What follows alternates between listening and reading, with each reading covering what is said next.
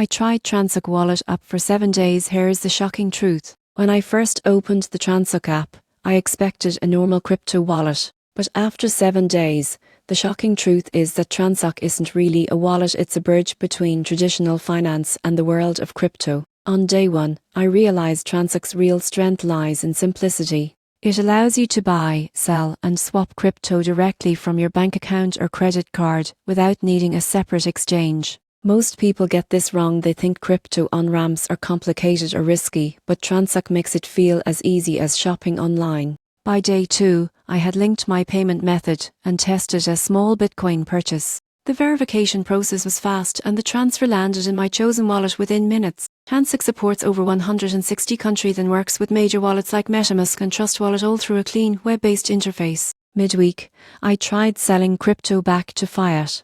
Whereas this was just as smooth, and I appreciated the transparent fee structure. You always know exactly what you're paying before confirming the transaction. By day 6, I tested how secure it really is. Transak is regulated, compliant with KIC standards, and uses bank-grade encryption. They don't hold your funds. Instead, they facilitate direct transfers between your wallet and your bank. That's a big plus for users who value control. After 7 days, the shocking truth is clear. Transak isn't a wallet to store crypto long-term.